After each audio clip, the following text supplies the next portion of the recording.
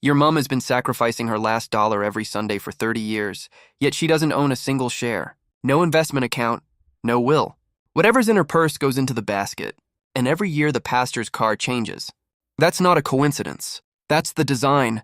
And the thing I want to show you in this video is that this design has an address. It has a founder. It has a paper trail.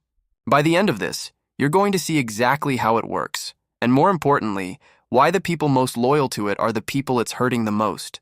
You are watching Scripture Unlocked.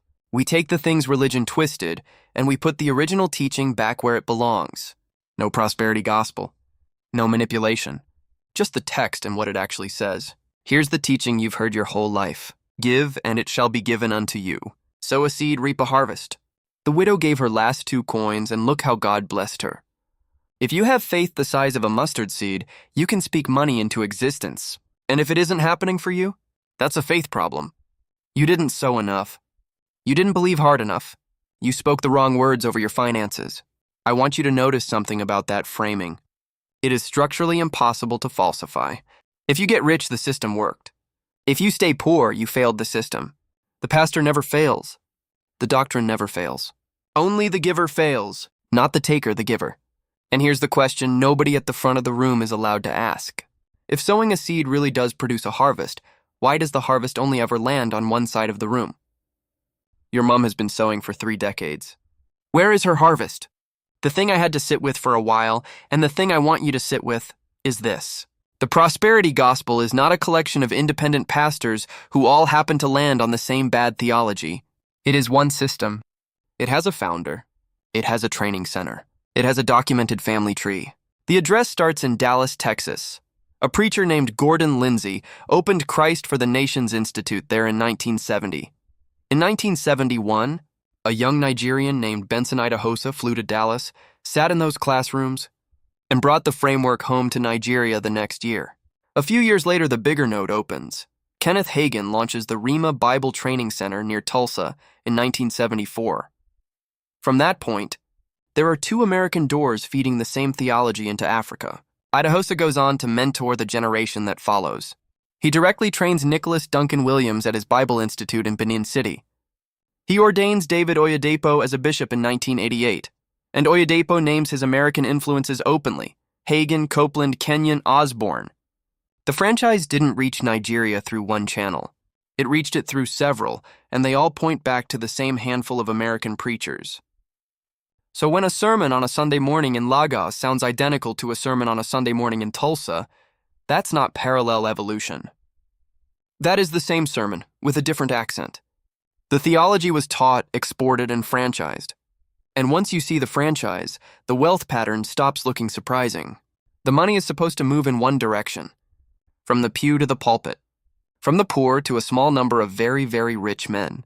If something is loosening in you while you watch this, if you've felt this for a long time and never had the language for it, hit subscribe. This channel only grows if the people it's actually for stay. There's a lot more like this coming. Let me show you the shape of this thing. Picture a working class woman. She tithes 10% of her income faithfully every week for 30 years. Added up across her life, and her cumulative giving is real money. Money that could have bought a small home outright. Money that could have funded her grandchildren's school fees through university. In the same 30 years, her pastor's net worth went from 0 to a figure his own accountants have to triangulate. That gap is the whole story. And here is the part that turns the gap from accidental into engineered. Prosperity churches actively discourage the things that build wealth. Insurance is taught as a lack of faith. Why would you trust an insurance company when you have God?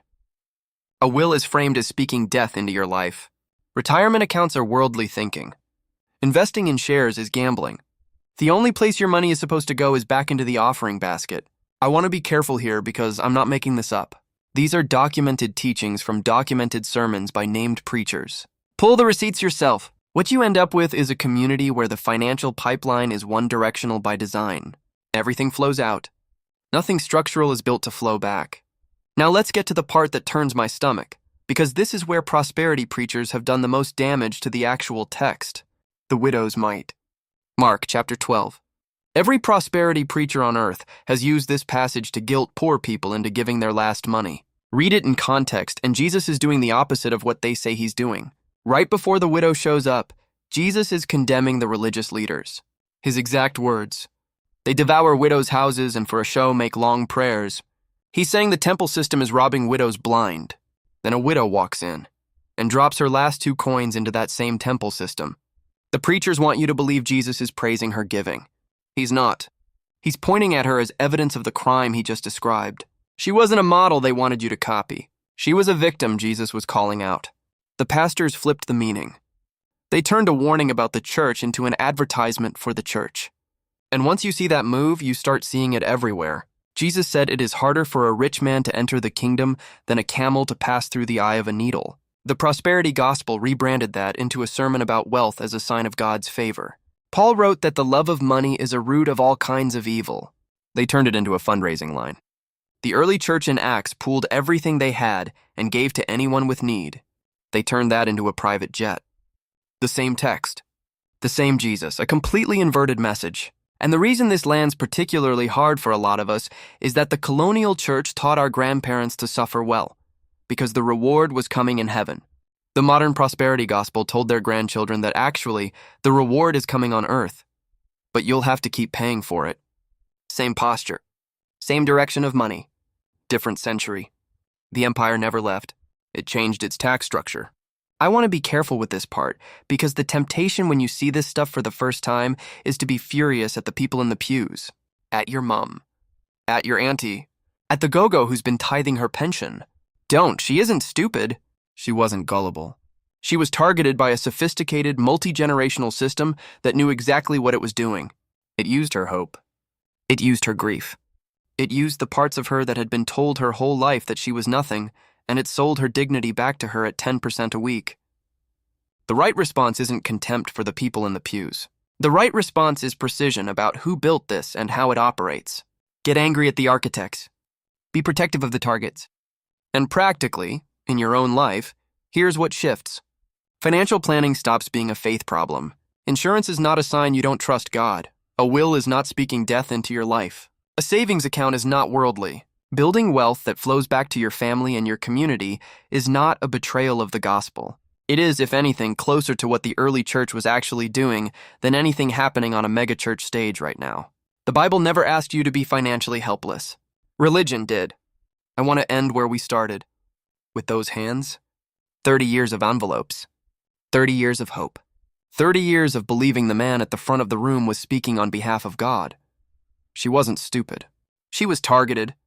There is a difference, and the difference matters because what you do with all of this depends entirely on who you decide to be angry at. The text was never the problem. The people selling it were. If something cracked open while you watch this, sit with it.